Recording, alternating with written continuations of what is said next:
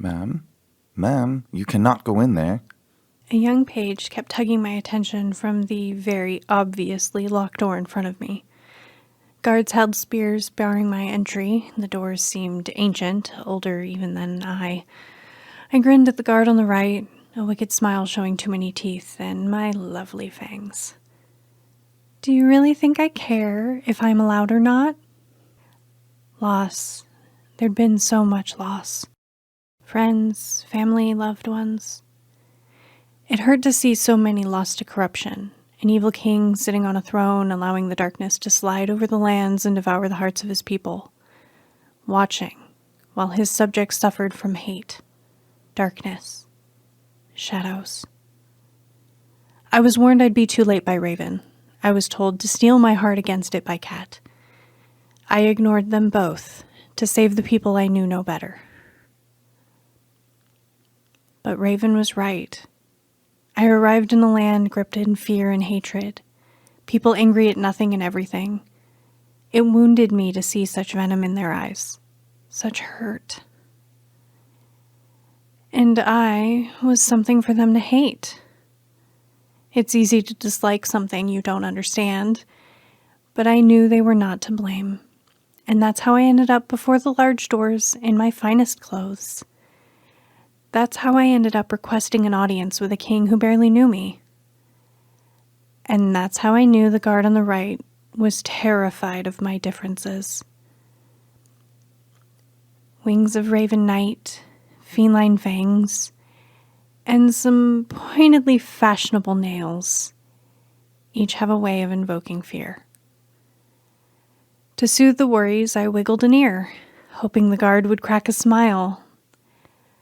The left guard instead tightened their grip on the pole. This wouldn't be as easy as I'd hoped. Then again, I suppose my words really were threatening. The page stood at a podium near the doors and looked up at me in defiance. The king does not wish an audience with anyone, let alone someone so... Special, well-kept, fashionable. different. Well, that wasn't the worst I'd heard, but I was getting impatient, and the guards were the least of my worries. The longer the darkness was allowed to spread, the harder it would be to get rid of. And Raven made it quite clear this darkness was wrong, evil, and needed removing. So I cleared my throat and tried again. My name is Mizuki, and I have an urgent matter with the king. Allow me entry, or I will force my way in. The guards moved forward, shifting their stance from a defensive position to an offensive one. My wings twitched in response. The desire to knock their heads together was growing. Please, I uttered through gritted teeth, attempting one final time for them to just move. The right guard took a step back as the left went forward.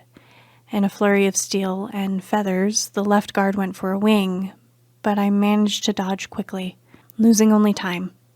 Just as quick, a bright flash caused the page to yelp in response. Fire singed the breastplate of the rather aggressive guard. My plan worked. Fire, my gift, scared the right guard into moving. Fight or flight is strong, and I do feel it is rather unfortunate the king picked a guard with the answer of flight. That left me only one guard, with a singed breastplate and an angry spear between me and the so-called king. Leave, and I won't make you a charred surprise. You're a witch!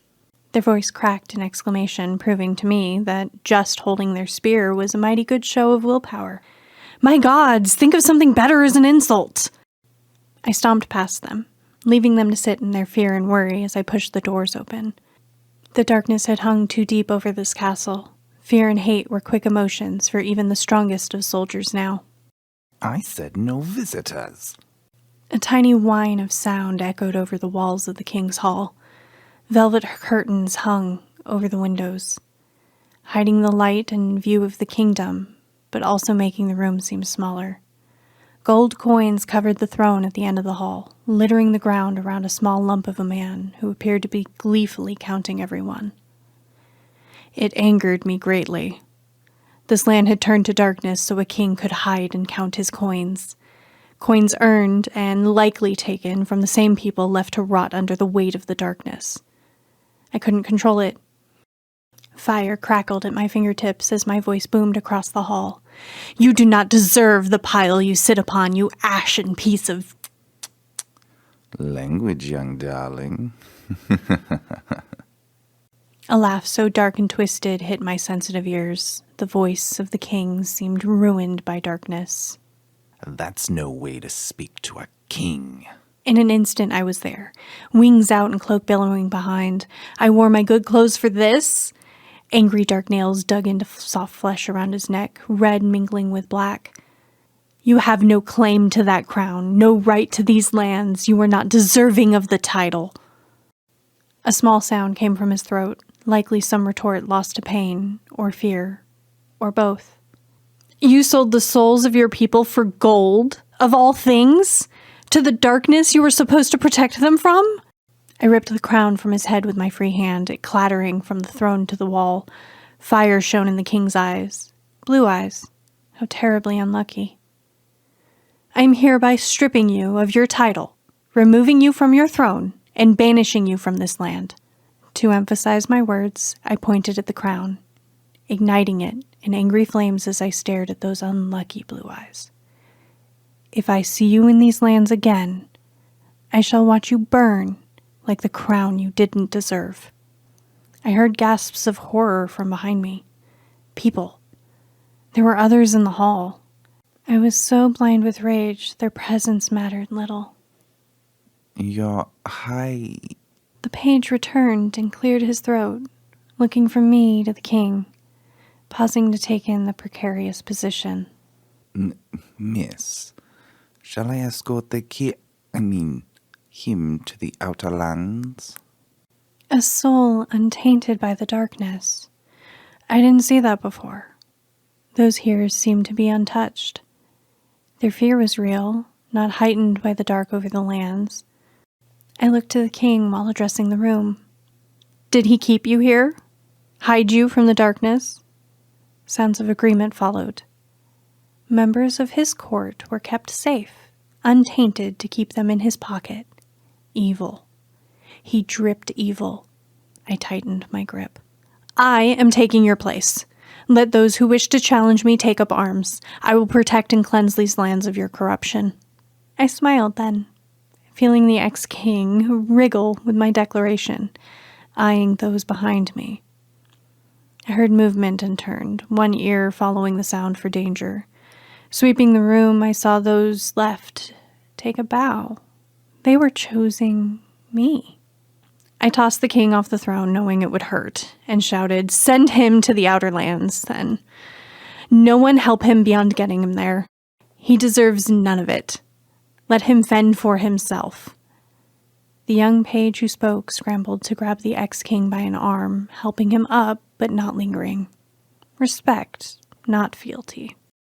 I leaned down to pick up the charred crown, placing the singed piece on my head, between my ears. It could always be replaced with a brighter one if the need arose. As its full weight fell on my head, I heard wings flapping. Raven came to perch on my shoulder, cat rubbing my leg.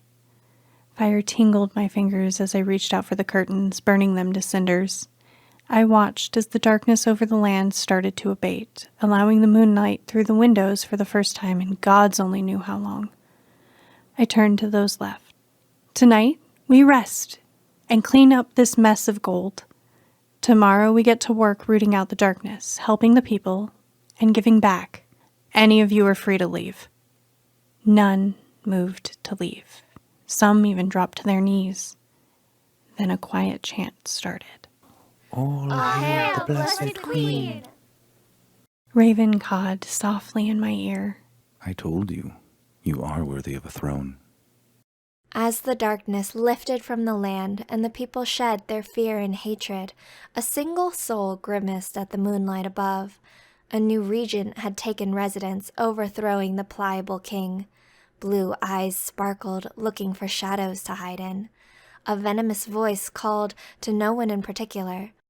"Not all of us are so lucky, your highness."